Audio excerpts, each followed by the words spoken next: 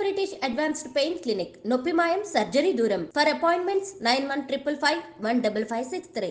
అయితే ప్రభుజీ ఇక్కడే కృష్ణుడిని యాక్సెప్ట్ చేశారు, కృష్ణుడు ఉన్నారని ఇంత పెద్ద గొప్ప మహానుభావులు గుర్తించారు అనుకున్నప్పుడు ఇప్పుడు వచ్చినటువంటి ఒక డౌట్, ఆయన ద్వారకాధీశుని దర్శనం చేసుకున్నారు, సముద్ర గర్భంలోకి వెళ్ళారు, ద్వారకాపురం ఆ టైంలో ఎప్పుడు ఎలా ఉందో ద్వాపర యుగానికి నేను వెళ్ళొచ్చాను అన్నప్పుడు ఆధారాలు ఏమున్నాయి? అసలు కృష్ణుడు అక్కడే ఎందుకుంటేవాడు? అది ఎలా మునిగిపోయింది? మునిగిపోతే నగరం ఇంకా అక్కడ ఉండడం ఏంటి? ఆ కాలంలో ఉన్నటువంటి మనుషులంతా ఏమైపోయారు? కృష్ణుడు తన వాళ్ళని ఎందుకు రక్షించుకోలేకపోయాడు? అలా మునిగిపోతుంటే అలా చూస్తూ ఉన్నాడు. ఇవన్నీ డౌట్స్ బోల్డ్ వస్తాయి కదా. All have answers. I will. అమ్మా, మీరు భాగవతంలో ప్రథమ స్కందంలో, అంటే నేను చదివాను కాబట్టి మళ్ళీ విన్నాను కాబట్టి చెప్తున్నా, ప్రథమ స్కందం చాలా బరువు ఎక్కిస్తుంది. ఎందుకు అంటే మనం ఏమనుకుంటాం, భాగవతం అంటే అన్ని ఆటలు పాటలే అనుకుంటాం, కానీ ప్రారంభమే చాలా సాడ్గా ఉంటుంది. ఎందుకంటే అర్జునుడు వెళ్తాడు, ధర్మరాజుకి ఒక చెడ్డ శకునాలు కనబడుతూ ఉంటాయి. నాకేదో అనుమానంగా ఉంది, ఒకసారి ద్వారక వెళ్ళిరా అని అర్జున్ని పంపిస్తాడు. అర్జునుడు వెళ్తాడు, వెళ్తే కృష్ణుడు లేడు. కృష్ణుడు భార్యలు ఉంటే వాళ్ళని తీసుకుని వస్తూ ఉంటాడు. వచ్చిన తర్వాత చెప్పిన మాటలన్నీ మనం మాట్లాడుతున్నాం ఇప్పుడు.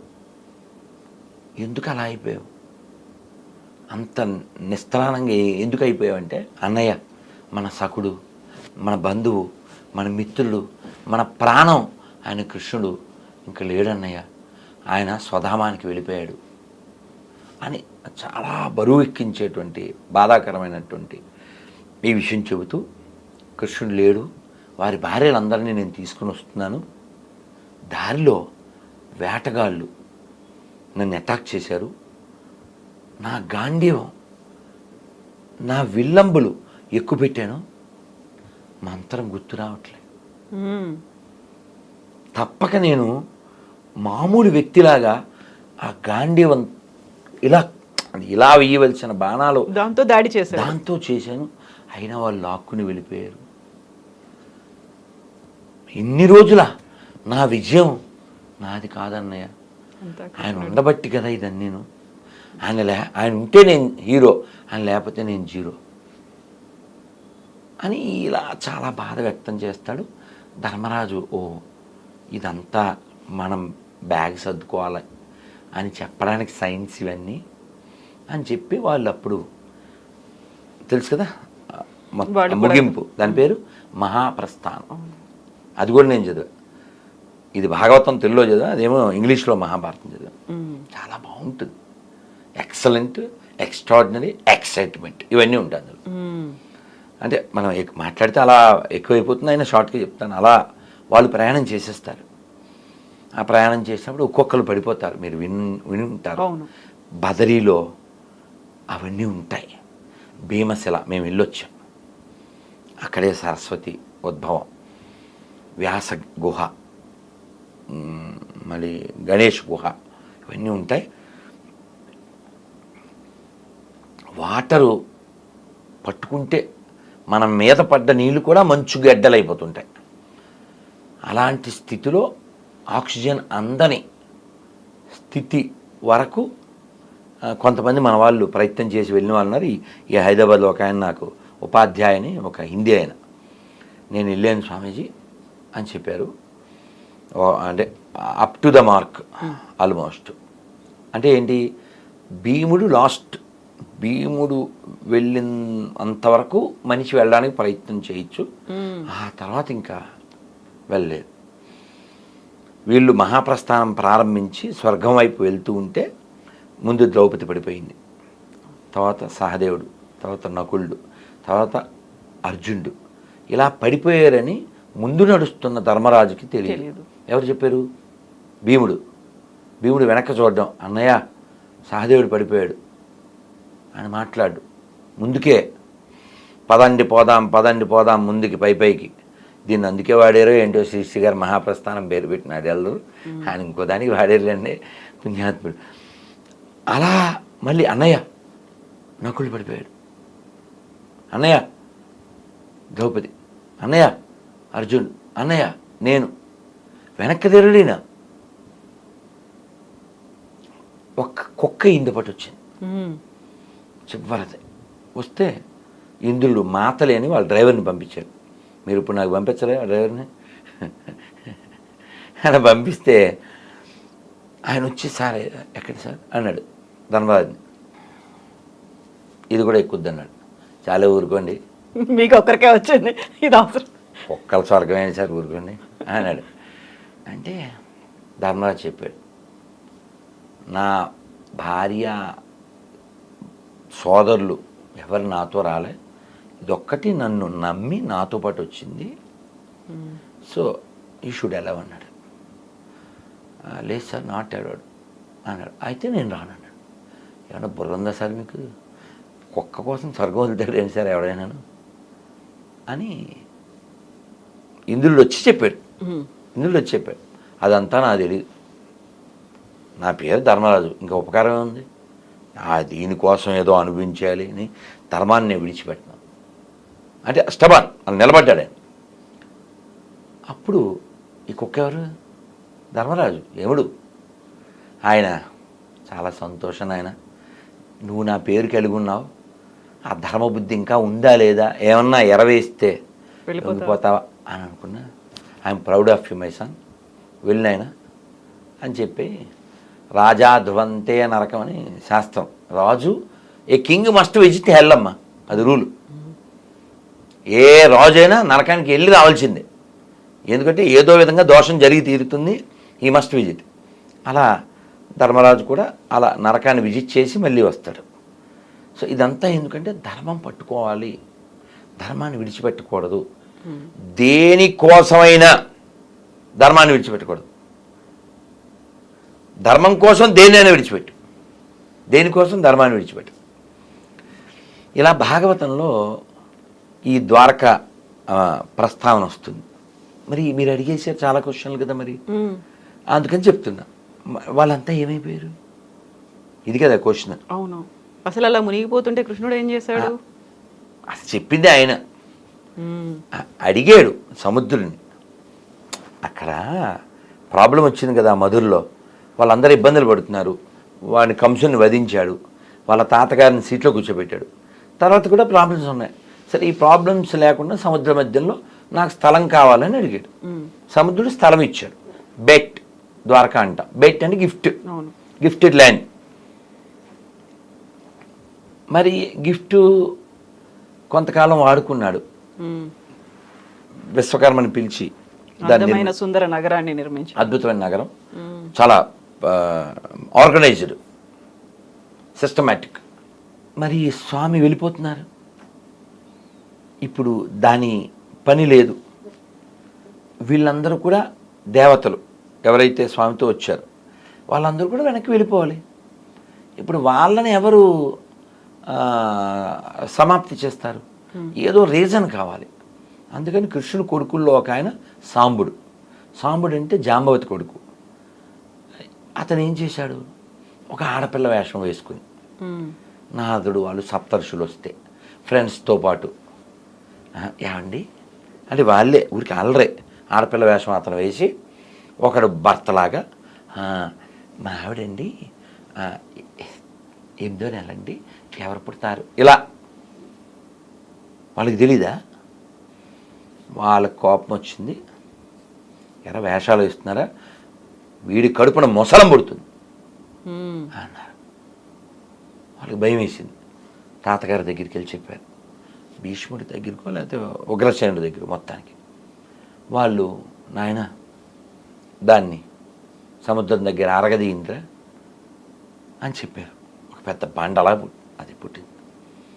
అరగదీసి అరగదీసి అరగదీసి ఆ నొరగంతా అది ఒక పెద్ద పెద్ద దుబ్బు అంటాం కదా, అలాంటివిగా తయారైంది. అది ఏమో మొక్క మిగిలింది, పడేశారు.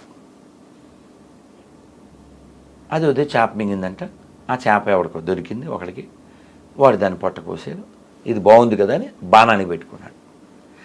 ఇవన్నీ ముందస్తు ఏర్పాట్లు, బ్యాగ్ సర్దుకున్నట్టు. వీళ్ళు ఆడ కూర్చుని కృష్ణుడి ఈ వంశీకులు రిలాక్స్డ్గా ఉన్నారు. మాట మాట మాట పెరిగింది అంతే. వాళ్ళని ఎవరు చంపకూడదు, ఇంకోళ్ళ చేతిలో చావకూడదు, వాళ్ళంతా దేవతలు కాబట్టి వాళ్ళ కథను ముగించాలిగా. వాళ్ళు కొట్టుకు చచ్చారు. అందుకే చూడండి యాదవ వంశంలో ముసలు వచ్చి వాళ్ళు కొట్టుకు చచ్చారా అంటుంటారు. మరి వెనక్కి వెళ్ళాలి, వాళ్ళు నగరమేమో లోపలికి వెళ్ళాలి, వీళ్ళేమో పైకి వెళ్ళాలి, కృష్ణుడు వైకుంఠానికి వెళ్ళాలి. సో వచ్చిన ఏదైతే పర్పస్ ఉందో అది ఫుల్ఫిల్ అయిపోయింది. అయితే ఇక్కడ మీరు ఇంకొక మాట అన్నారు, ఇదంతా జరిగిన తర్వాత పరిసమాప్తి అయిపోయింది, అవతారం మళ్ళీ స్వధామానికి వెళ్ళిపోయాడు అనుకున్న తర్వాత అర్జునుడు కృష్ణుడి భార్యలను తీసుకొని వస్తూ ఉన్నాడు. అందులో రాధ ఉండదు కదా, రాధని ప్రాణంగా ప్రేమించాడు, అంతకు మించి అనుకున్నాడు.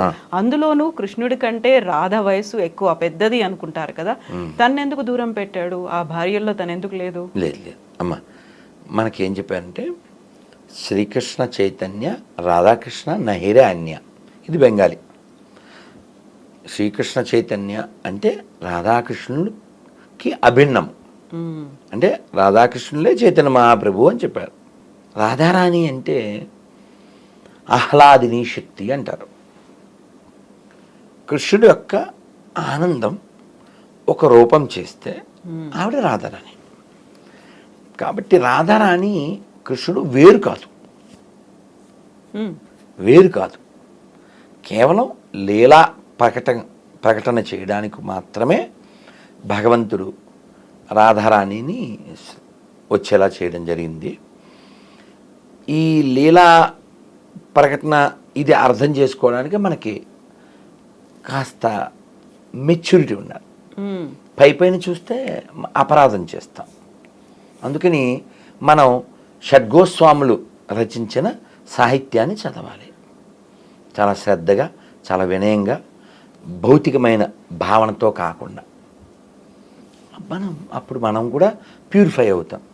అంతేగాని ఏదో క్యాజువల్గా అలా డిస్కస్ చేయడానికి లేదు. అందుకే బృందావనంలో ఎవరంటే వాళ్ళు అడుగు పెట్టలేరు.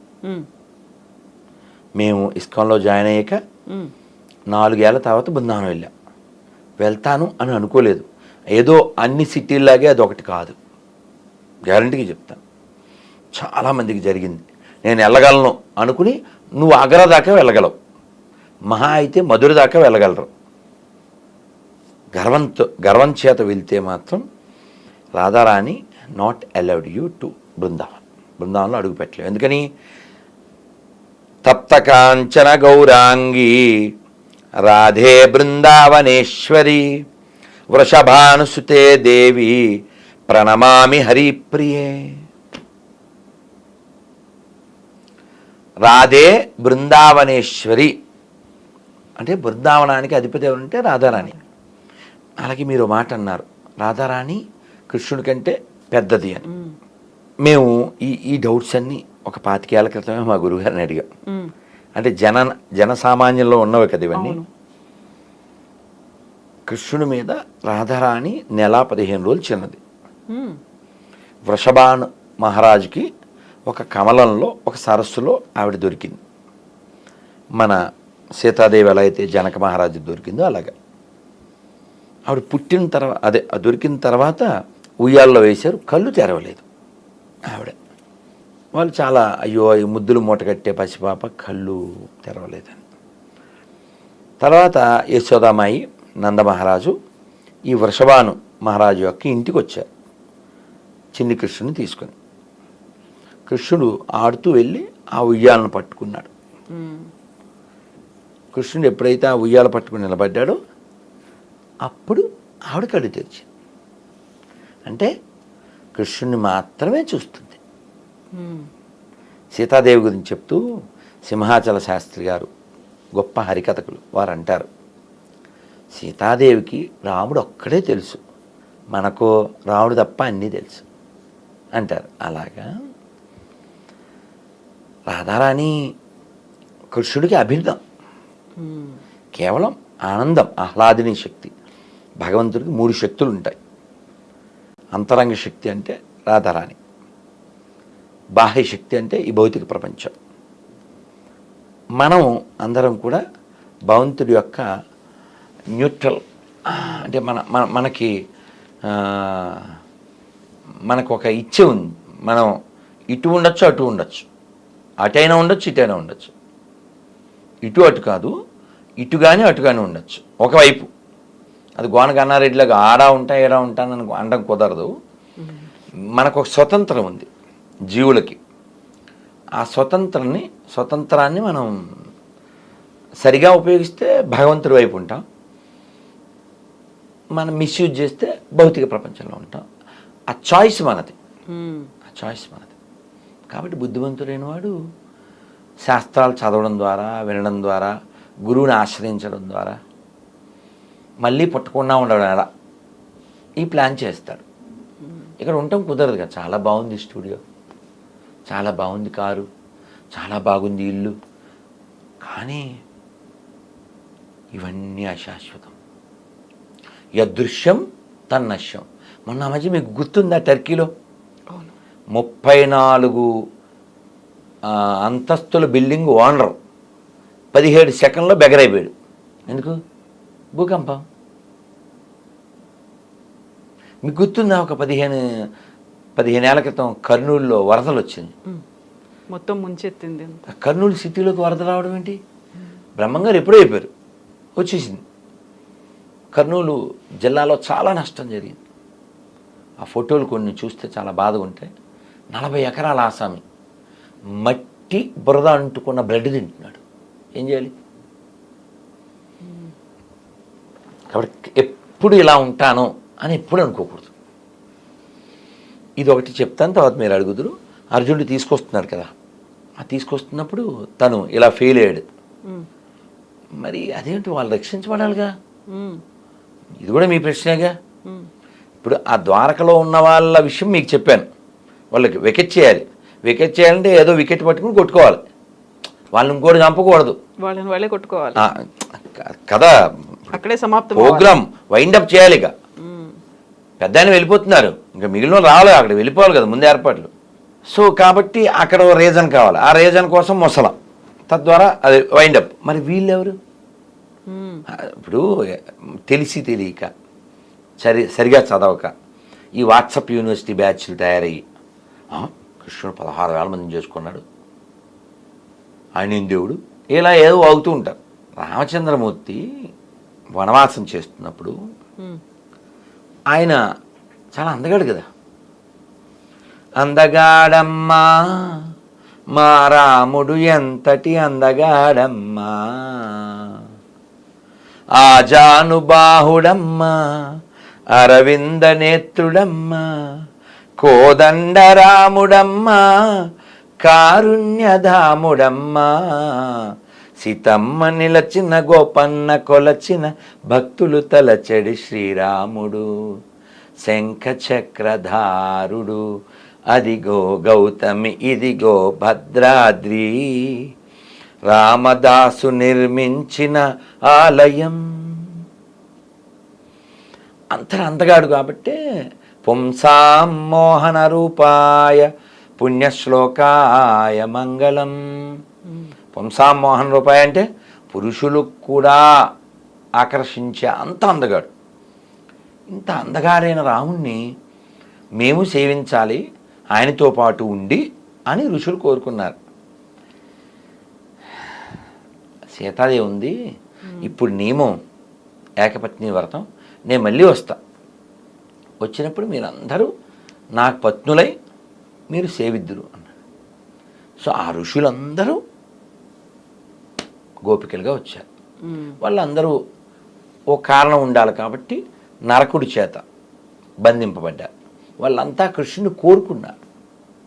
ఏదో వాడి పేరేంటండి, అలెగ్జాండరో లేకపోతే తైమూరో లేకపోతే ఈ బ్యాచ్ ఉన్నారే తొగ్లక్కో, ఇలాంటి వాళ్ళు ఎత్తుకొచ్చేసి అలాంటి కార్యక్రమం కాదు అది. వాళ్ళు కోరుకున్నారు మేము కృష్ణుడిని తప్ప ఇంకెవరిని వివాహం ఆడము అని. వాళ్ళందరికీ 16,108 మంది మొత్తం భార్యలు. ఈ 16,000 మందికి 16,100 మందికి ఆయన ప్యాలెస్లు కట్టించాడు. వీటిని నిజమేనా, ఈ పెళ్ళిళ్ళు చేసుకున్న విషయం మాట నిజమేనా అని నారదుడు చెక్ చేయడానికి వెళ్ళాడు. ఇవన్నీ భాగవతంలో ఉంటుంది. నువ్వు భాగవతాన్ని విశ్వసిస్తే నీ యూనివర్సిటీ తెలివితేటలు ఏం వాడకుండా జస్ట్ యాక్సెప్ట్ ఇట్. అలా ఈ ఋషులందరూ ఆయన భార్యలుగా ఉండి భగవంతుడి సాంగత్యాన్ని పొంది భగవంతుడు ఇంకా వైకుంఠానికి వెళ్ళిపోయాడు. వాళ్ళు కూడా వాళ్ళ స్వస్థలాలకు వెళ్ళిపోవాలి. మరి ఏదో విధంగా ప్యాకప్ అయిపోవాలి. అర్జునుడి మహాప్రస్థానం, ఆయన వెళ్ళిపోవాలి. సో వీళ్ళందరూ ఈ ఆటవికుల ద్వారా లాక్కెళ్ళిపోయారు. లాక్కి వెళ్ళిపోతే ఇది కూడా చెప్పాలి, ద్వారక దగ్గర గోపీ తలాబ్ అని ఉంటుంది.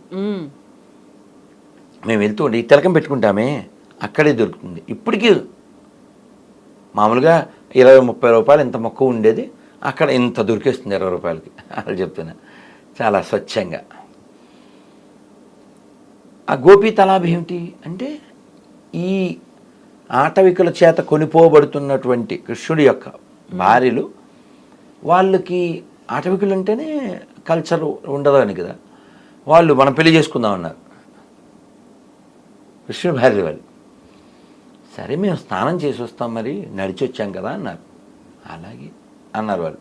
వీళ్ళందరూ ఆ పెద్ద సరస్సులో దిగారు. దిగినప్పుడు స్త్రీలు, బయటకు వచ్చినప్పుడు గడ్డాలు వేశారు. ఇంక వాళ్ళు ఎవరిని పెళ్లి చేసుకుంటారు? వాళ్ళు అలా వెళ్ళిపోయారు, వీళ్ళు ఎలా వెళ్ళిపోయారు. అలా ఒక్కొక్కటి నాటకం అయిపోయింది అన్నట్టుగా అలా వాళ్ళ పాత్రలు ముగించిపోయింది. మనం ఏదో మన ఇచ్చ వచ్చినట్లు దాన్ని మాట్లాడకూడదు కదా, నేర్చుకోవాలి. కొన్ని చూసి మనం మార్చుకోవాలి.